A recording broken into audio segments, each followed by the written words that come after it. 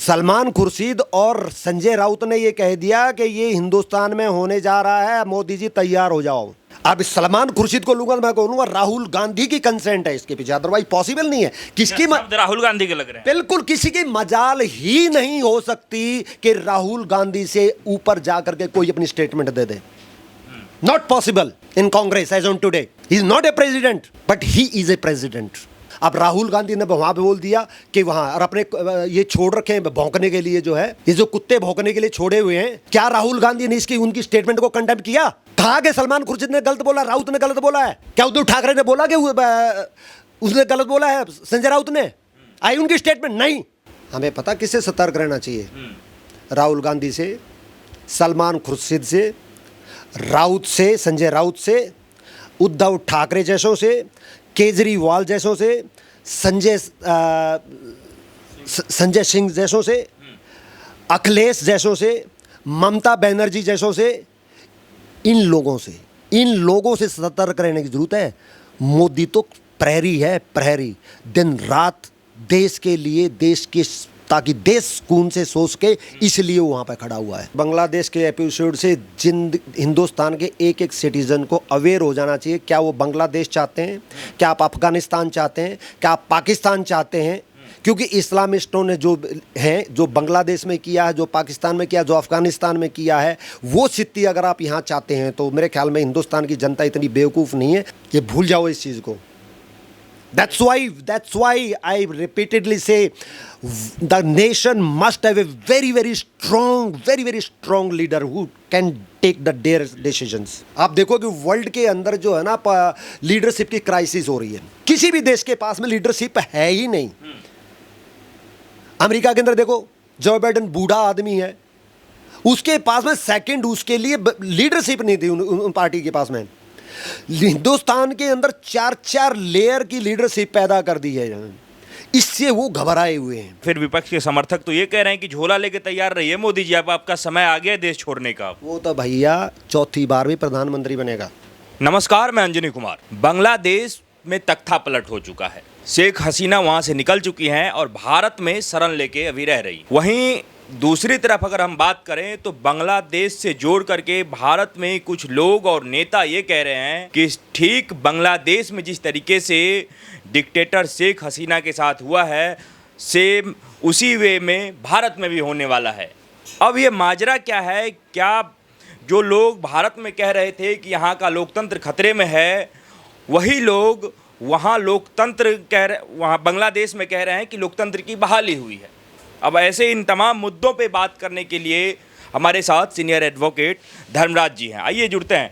अंजनी जी, सबसे पहले तो आपके दर्शकों को मेरा बहुत बहुत नमस्कार।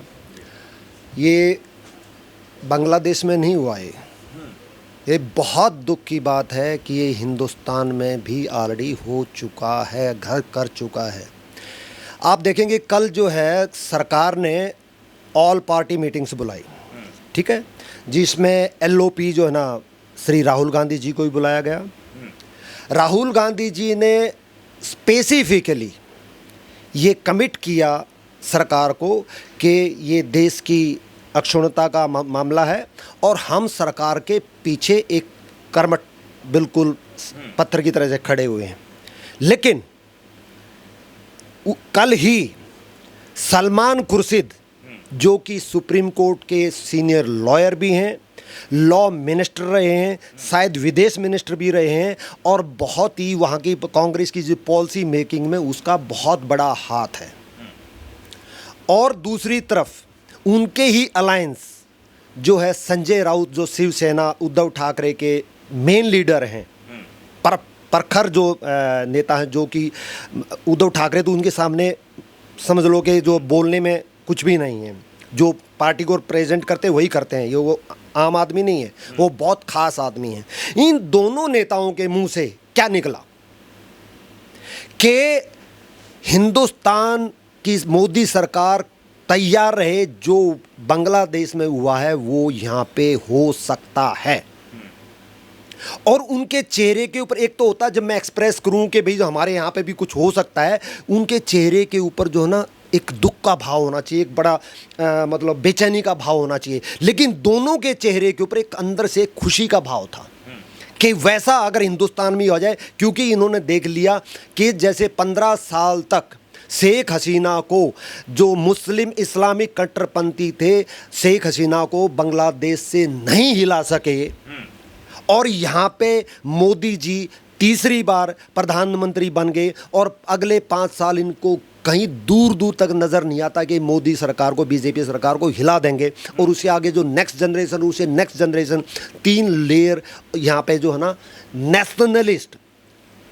नेशनलिस्ट लीडर्स की जो है खेप हिंदुस्तान के अंदर तैयार हो चुकी है, जो कि एंटी नेशनल्स को किसी भी तरह से सत्ता में नहीं आने देंगे।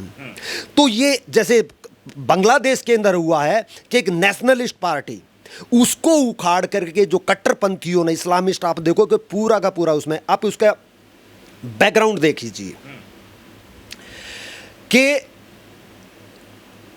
जो खालिदा जिया है उसको कल कोर्ट ने बेल दे दी, और उसके ऑल सपोर्टर, और कौन है वो खालिदा जिया, किस केस के अंदर बंद है?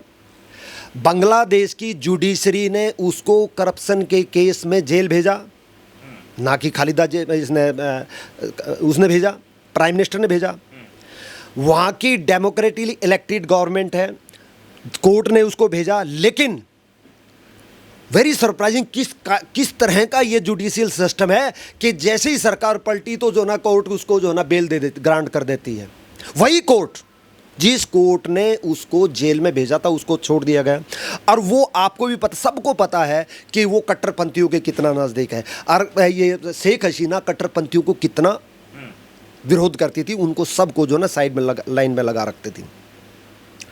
और आप इसके अंदर एक महसूस करेंगे कि अभी जो डेवलपमेंट हुई इसमें कांग्रेस का एक तरफ ये कहना, दो राचेरा, शिवसेना का और इसका तो 2 का तो आ ही चुका है कि जब ऑल पार्लियामेंट की मीटिंग हुई, उसके अंदर बोलते हैं कि हम सरकार के साथ हैं, लेकिन उसके मेन लीडर्स वो कहते हैं कि मोदी तैयार रहे, ऐसा यहाँ पे भी होने वाला है। हाँ, उनका कहना है कि डिक्टेटर का यही हाल होता है, जैसे बांग्लादेश के डिक्टेटर का हाल हुआ है, वैसे भारत में जो डिक्टेटरशिप चल रही है, बेरोजगारी और महंगाई को लेकर के यहाँ भी छात्र नाराज हैं, और ऐसा हो सकता है।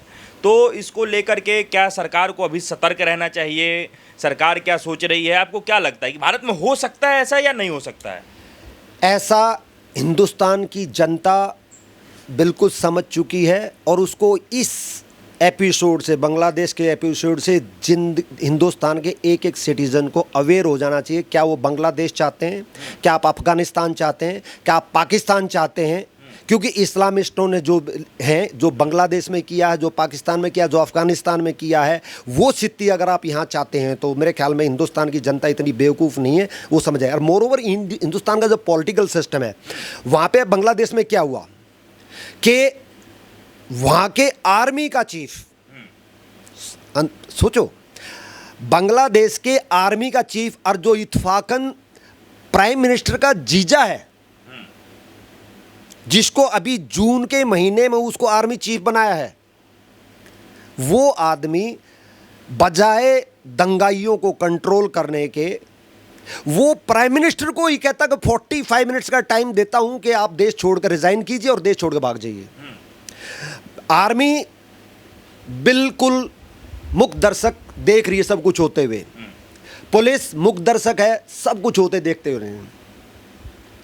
ठीक है, 45 डिस्ट्रिक्टों के अंदर बांग्लादेश के अंदर भैया ये प्राइम मिनिस्टर के अगेंस्ट में थे ये, लेकिन 45 डिस्ट्रिक्टों के अंदर हिंदुओं के मंदिरों को क्यों तोड़ा जा रहा है?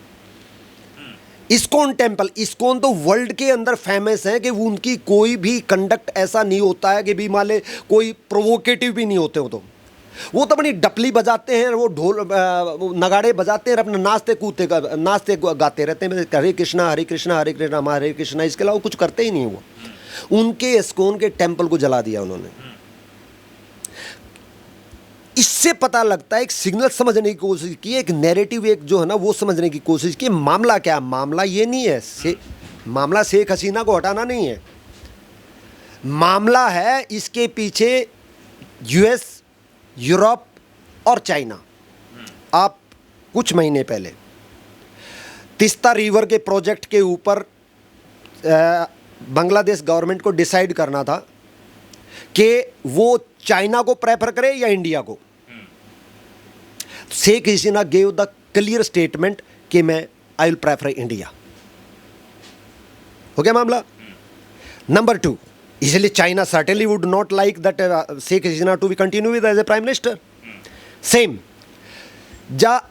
ये रिपोर्ट में भी आया कि America had proposed Sheikh Hasina को इलेक्शन से पहले थर्ड टाइम जब ये बनी कि आप हमको, we will help you to become a prime minister, आप हमारे को यहाँ पे एयर बेस बनाने दीजिए। शेख हसीना कहा नो, क्योंकि दे हैव एक्सपीरियंस्ड कि अमेरिका क्या करता है। अफगानिस्तान में अमेरिका आया था, क्या हुआ? पाकिस्तान में अमेरिका अपना बेस बना के चला गया, कितने सालों रहा, पाकिस्तान का क्या हाल है। जहाँ अमेरिका के पैर पड़े हुए हैं, जहाँ इन्होंने अपने बेस बनाए, उस देश को बर्बाद कर दिया इन्होंने। Sheikh Hasina was a nationalist leader, वो बांग्लादेश को आगे ले जाना चाहती थी। आप जीडीपी में देख लीजिए, जब 15 साल पहले ये प्राइम मिनिस्टर बनी थी तब जीडीपी क्या थी, आज जीडीपी क्या है।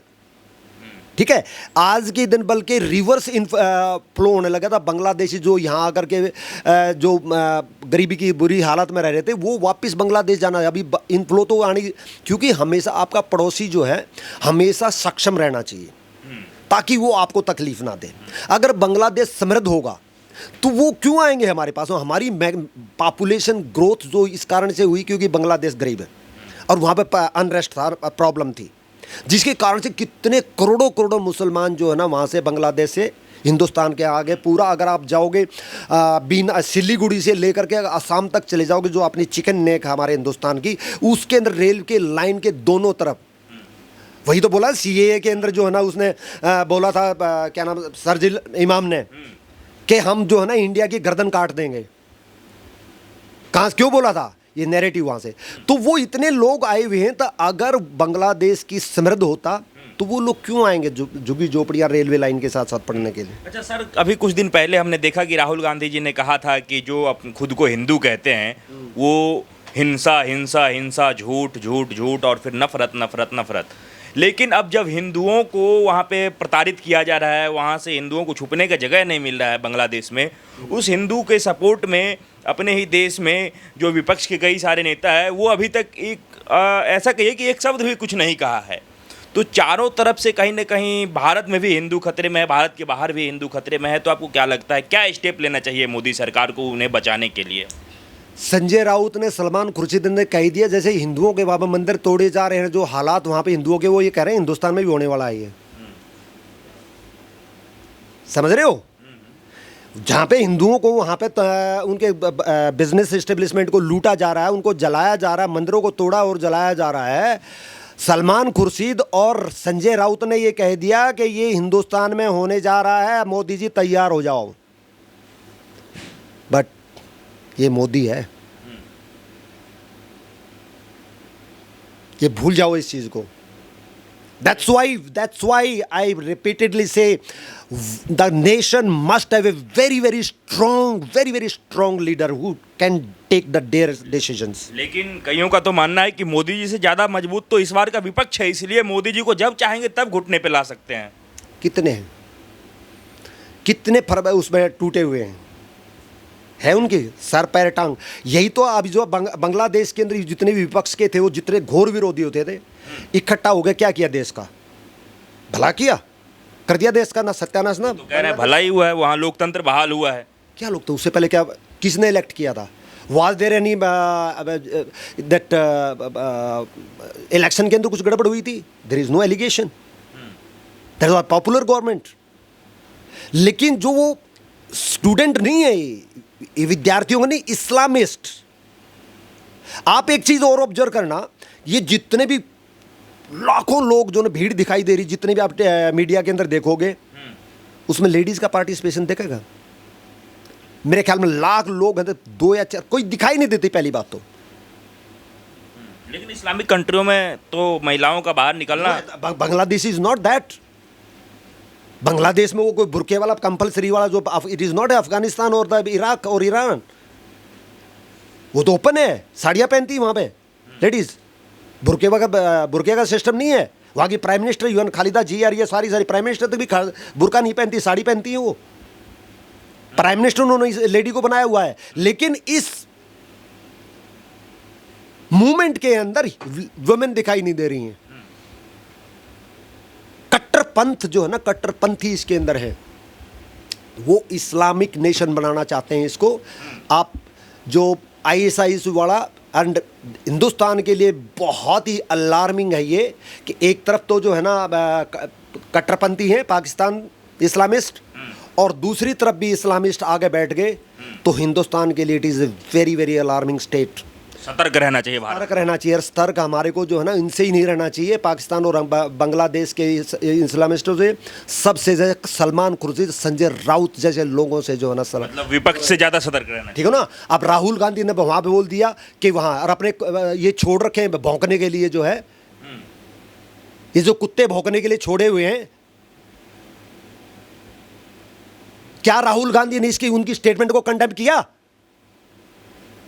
कहा कि सलमान खुर्शीद ने गलत बोला, राउत ने गलत बोला है? क्या उद्धव ठाकरे ने बोला कि उसने गलत बोला है संजय राउत ने? आई उनकी स्टेटमेंट? नहीं। It means that it is a silent. वो भी कह देंगे कि ये भी सरकार को सतर्क करने के लिए कह रहे थे। टोन देखो ना, देखिए कहने के लहजा देखा जाता है, लहजे में बहुत कुछ छुपा हुआ होता है। उसको वो मोदी को वार्निंग दे रहे हैं कि आप जो है ना, आपको भी ऐसे ही सत्ता से एक दिन लोग आएंगे, अगर जो प्राइम मिनिस्टर के घर से कोई पंखा लेके जा रहा होगा, कोई फ्रिज लेके जा रहा होगा, कोई एसी लेके जा रहा होगा, कोई टेबल और चेयर उठा के घूम रहा होगा। Do they want that anarchy? उनके कंडमनेशन नहीं था उनके विचार में। कई लोगों का तो मानना है कि जो स्टूडेंट हैं, जो युवा छात्र हैं, उनके सामने सरकार घुटना टेक ही दे, सरकार जब वो चाहेंगे स्टूडेंट तब घुटना टिकवा सकते हैं सरकार से, जैसे बांग्लादेश में हुआ है। वो तो स्टूडेंट प्रोटेस्ट था, इसलिए ऐसा हुआ है। वो स्टूडेंट प्रोटेस्ट नहीं है सर, इस्लामिक प्रोटेस्ट है वो। That is not a student protest. यही तो हमारे यहाँ हिंदुस्तान में सीए के फॉर्म में क्या किया गया था। कैसे कह सकते हैं कि उसमें छात्र नहीं थे? छात्र तो नेचुरली यूथ है, छात्र मैं ये नहीं कहता, आई डिड नॉट से कि छात्र नहीं है, लेकिन जो इंटेंशन, अगर मैं छात्र हूं और मेरी इंटेंशन कुछ और है, मैं इस्लामिक राष्ट्र बनाना चाहता हूं, तो मेरी छात्र कहाँ रहा है, मैं किस कैपेसिटी में मैं उस एजिटेशन में, that is important. My intention क्या है उसमें, दैट आई लूज मूवमेंट। अगर अनएम्प्लॉयमेंट के लिए जाता हूं तो यस, छात्र का इशू है। एजुकेशन को लेकर के है, छात्र है। अगर जो है ना डेवलपमेंट के लिए है, मेडिकल के लिए है, सोशल जस्टिस के लिए, यस छात्र है। लेकिन अगर एक पॉपुलर और इलेक्टेड गवर्नमेंट को डिस्टेबलाइज करके एनार्की क्रिएट करनी है, और जो इसको लीगल तरीके से, कानूनी तरीके से जिन लोगों को जेल में गया उनको एक order, I am surprising, police, army और आपकी जुडिशरी, अब जब तीनों के तीनों ही एक पाले में आकर खड़े हैं, पूरी की पूरी इस्लामिक जो अपोजिशन पार्टियां हैं, और हमारे हिंदुस्तान के जो सलमान खुर्शीद और राउत, अब सलमान खुर्शीद को लूंगा, मैं कहूँगा राहुल गांधी की कंसेंट है इसके पीछे, अदरवाइज पॉसिबल नहीं है। किसकी राहुल गांधी के लग रहे हैं? बिल्कुल किसी की मजाल ही नहीं हो सकती कि राहुल गांधी से ऊपर जाकर के कोई अपनी स्टेटमेंट दे दे। Not possible in Congress as on today. He is not a president, but he is a president. अच्छा, क्या लग रहा है, कई लोग नरेंद्र मोदी को भी या फिर भाजपा सरकार को इसमें हिंदू विरोधी कह रहे हैं, क्योंकि जब शेख हसीना को उन्होंने तुरंत एक फ़ोन कॉल पे भारत बुला लिया, लेकिन वहाँ बहुत सारे हिंदू फंसे हुए हैं, उनको अभी तक उनके बचाव के लिए कुछ ऐसा जो है सो भारत सरकार ने कदम नहीं उठाया है। उन्हें बुलाना चाहिए वहाँ, उन्हें वहाँ ही जो है सो सुरक्षा देनी चाहिए। उनको क्या करना चाहिए वहाँ के हिंदुओं के लिए भारत सरकार को? देखिए, अभी फ्लाइट्स वगैरह सब बंद थी, कल से शायद फ्लाइटें खुलेंगी, और प्रधानमंत्री इमीडिएटली, जैसे ये इंस्टेंस हुआ, इमीडिएटली हिंदुस्तान के विदेश मंत्री, हिंदुस्तान एनएसए और प्राइम मिनिस्टर इमीडिएटली मीटिंग हुई है। Defence minister, home minister, immediately without fail they called each and इसके अपोजिशन लीडर्स को बुला करके उनको ब्रीफ किया गया, which is the A true process of a democratic वे। और वो हिंदुस्तान की गवर्नमेंट डे एंड नाइट इस बारे में एक्टिव है कि क्या इसके सॉल्यूशन निकाले जाएं, क्योंकि नेचुरली बात है, जब तक कंट्रोल से बाहर ना हो जाए बिल्कुल, तब तक वहाँ के कोई भी नेटिव बाहर आना नहीं चाहेंगे। अगर मेरे को मान लीजिए सपोज करके ऐसे ही ना कि यहाँ हो जाए और कोई बाहर का भी कहीं दूसरे देश का कोई सरकार कहे तो कितनी भी अच्छी हो, अगर जी आप यहाँ हमारे पास आ जाओ, सर्टेनली बंदा घर छोड़ना मतलब अपना देश छोड़ना लास्ट रिजॉर्ट होता है। ये घर छोड़ने की अगर हम बात करें तो शेख हसीना जब वहाँ से निकली तो ठीक बाद जो है वहाँ एक जत्था स्टूडेंट का कह लीजिए या फिर इस्लामिस्ट का कह लीजिए वहाँ पहुँचती है, और जिस हिसाब से वहाँ उनके अंडरगारमेंट्स या फिर सारे सामान को लेकर के एक उपद्रव, एक अश्लीलता टाइप का जो एक माहौल बना दिया गया पीएम हाउस के अंदर, क्या कहना चाहेंगे? अगर कुछ देर वहाँ रुक जाती शेख हसीना तो कुछ अनहोनी भी हो सकता था। मैं आपसे थोड़ा इत्फाक नहीं रखूंगा कि आप उसको स्टूडेंट बार बार स्टूडेंट बोल रहे, दे आर नॉट स्टूडेंट। क्या एक स्टूडेंट, मैं नहीं कहता कोई प्रधानमंत्री की थे या घर में किसी भी औरत का जो है ना परिवार के प्रधानमंत्री घर की किसी औरत के जो प्राइवेट इनर गारमेंट्स थे, उनको कितनी जलीलता के साथ में, कितनी भद्रता के साथ में, कितनी अश्लीलता के साथ में उनको डेमोस्ट्रेट कर रहे हैं वो, एंड दे आर डांसिंग। उनकी मानसिकता बता रही है कि वो किस लेवल के लोग हैं। वो क्या स्टूडेंट हो सकता है? नो। क्या वो पढ़ा लिखा इंसान हो सकता है? नो। क्या उसके अंदर थोड़ी भी भद्रता, शालीनता और जो है ना डेमोक्रेटिक सोच हो सकती है जो कोई किसी भी औरत क्या हो सकता है? That was so unfortunate sir, paining for me. अच्छा सर, अगर शेख हसीना भारत में रुकी हुई हैं और उन्हें जहाँ कहीं भी वो शरण के लिए उन्होंने बातचीत किया, उन्हें मना कर दिया गया, क्या लग रहा है कि जो देश इन्हें शरण नहीं दे रहा है इसके पीछे का मंसूबा क्या है?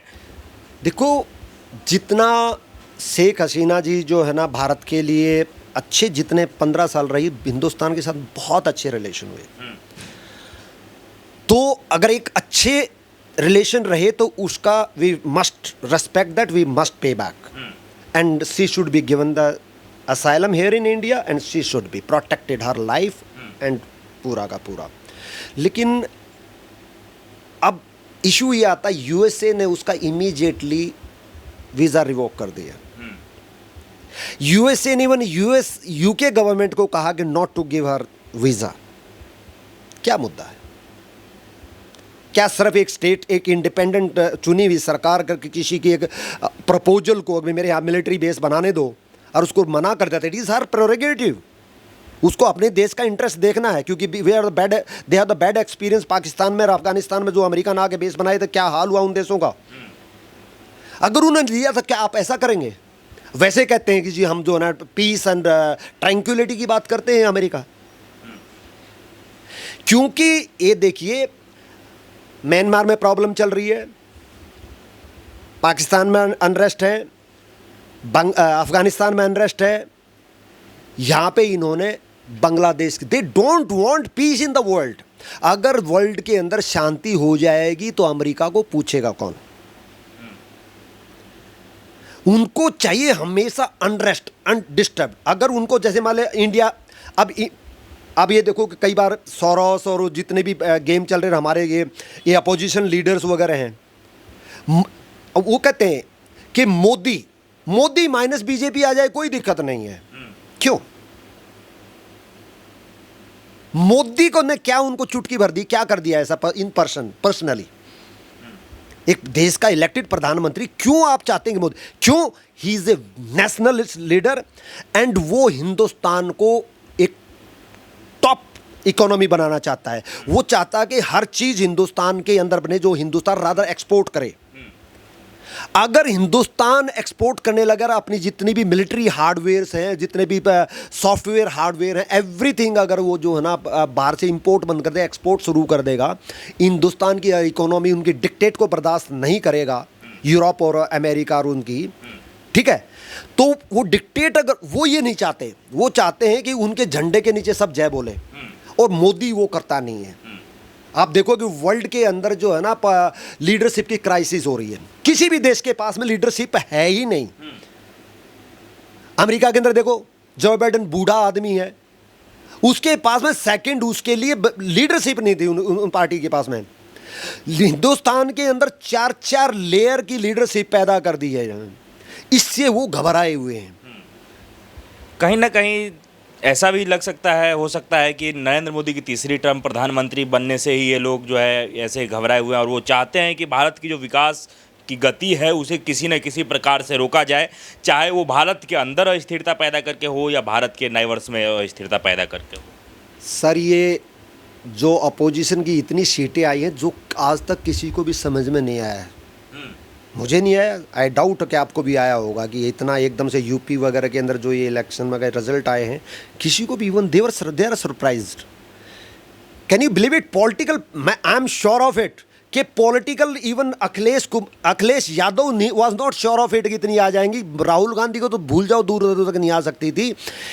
ये कोई ऐसी चीज अंडर करंट काम कर रही है कि जो मोदी को और बीजेपी गवर्नमेंट को डिस्टेबलाइज, हिंदुस्तान की गवर्नमेंट नहीं चाहते कि एक स्टेबलाइज्ड एंड फुल मेजोरिटी के साथ में सरकार जो डिसीजन टेकिंग कैपेसिटी में होता है।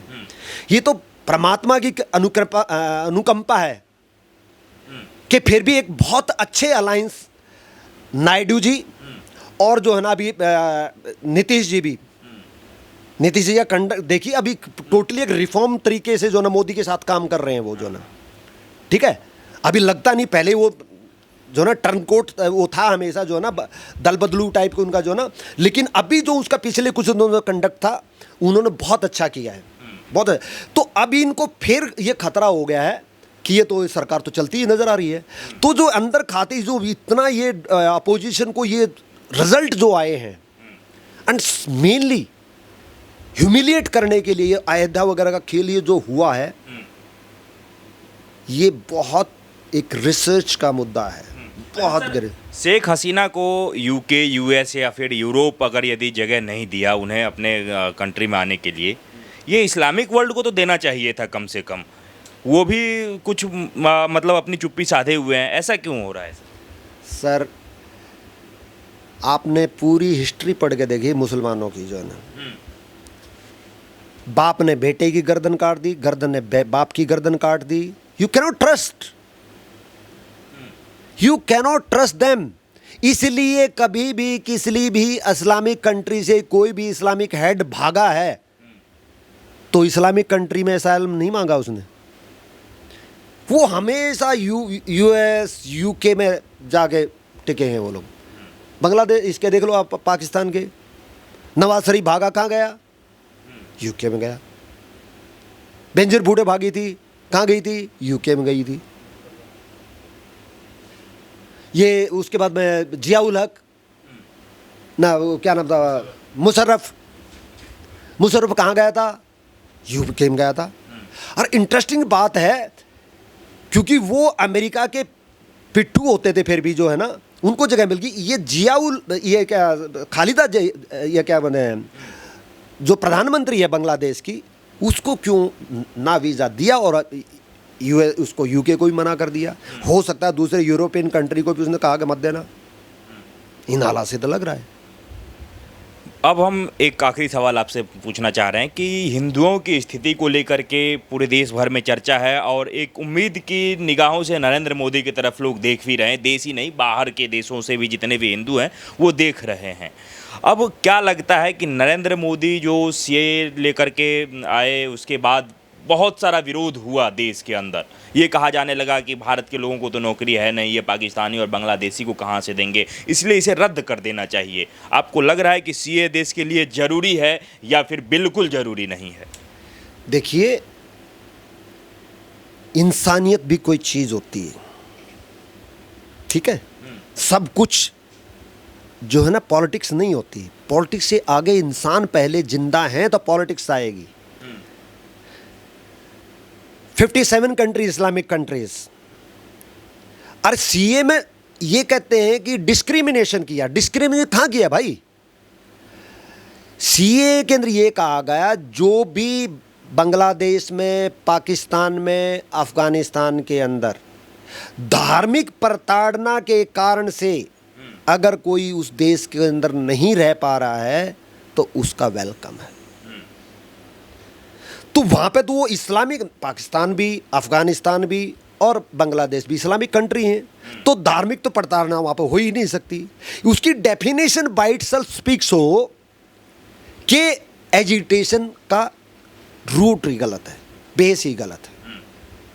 वहाँ पे जो धार्मिक प्रताड़ना के लोग हैं वो आए, ताकि उनको कोई तो जगह, पूरे वर्ल्ड के अंदर तो और तो दो हिंदू राष्ट्र नहीं है, पर मेजोरिटी हिंदू है हिंदुस्तान के अंदर, तो we are ready to accept them. आप एक्सेप्ट करने के लिए तैयार हैं और सरकार भी कोशिशें कर रही हैं, लेकिन जो विपक्ष है अगर वो मना कर रहा है, वो भी कह रहे हैं कि नहीं ऐसा नहीं होना चाहिए, तो क्या विपक्ष के हाँ नहीं बोलने से ऐसा पॉसिबल है कि उन्हें लाया जा सकता है? उनको अपीजमेंट, इस्लामिक अपीजमेंट, ये सोल मुद्दा उनका मुसलमानों को अपीज करने का है और कुछ भी नहीं है। क्या इस्लाम में बांग्लादेश के अंदर, अफगानिस्तान के अंदर, पाकिस्तान की कोई आदमी इस्लामिकता के कारण से प्रताड़ित है ही नहीं।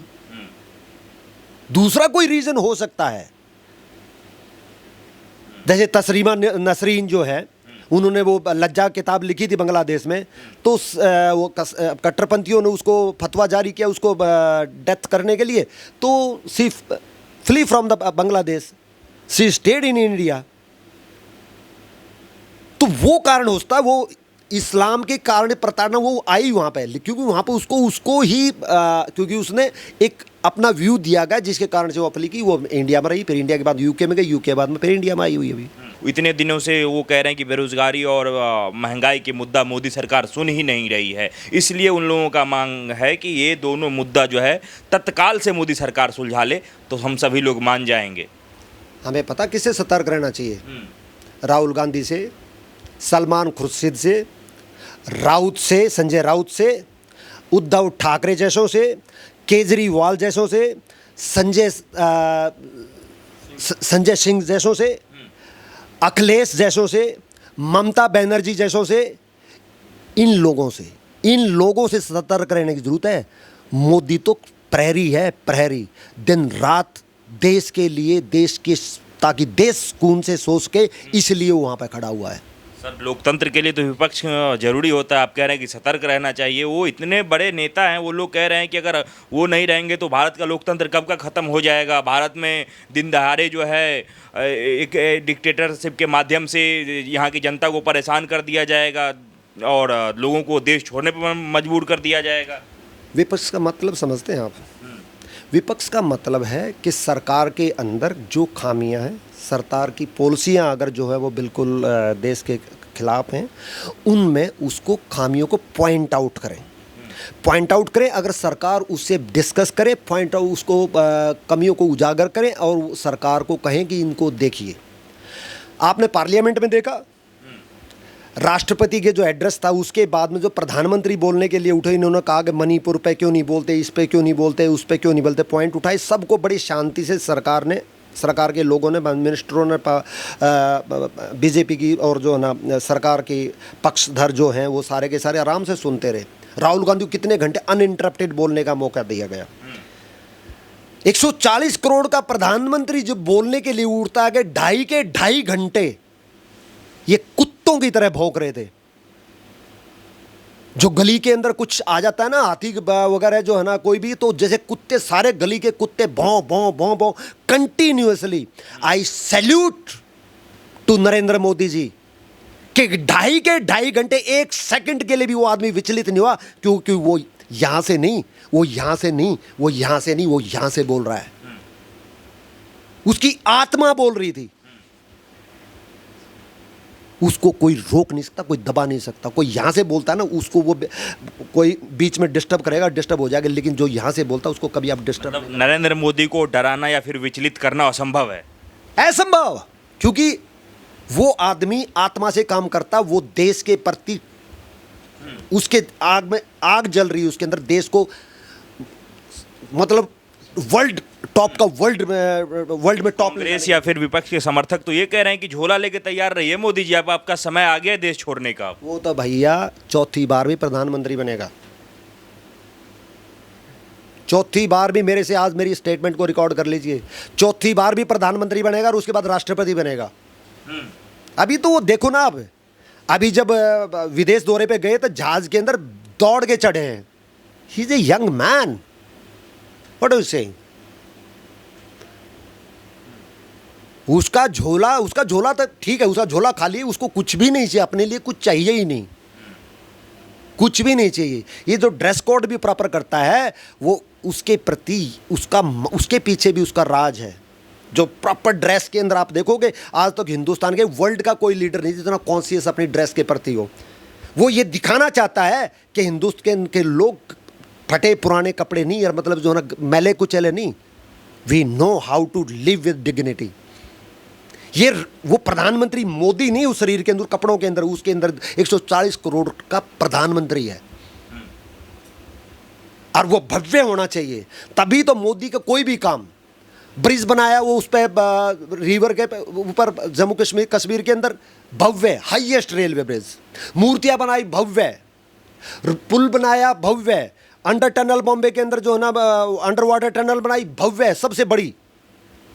जो बनाना है ऐसा होना चाहिए कि वर्ल्ड के अंदर उससे बढ़िया कुछ नहीं हो। बहुत बहुत धन्यवाद हमारे साथ जुड़ने के लिए। तो आप इन तमाम मुद्दों को सुन रहे थे, आपका क्या विचार है? कमेंट बॉक्स में काफ़ी सारा जगह है, वहाँ भी पूछ सकते हैं, वहाँ भी कह सकते हैं। बाकी अगली बार जब मिलेंगे तो आपका सवाल होगा और इनका जवाब होगा। दीजिए इजाज़त, धन्यवाद, नमस्कार।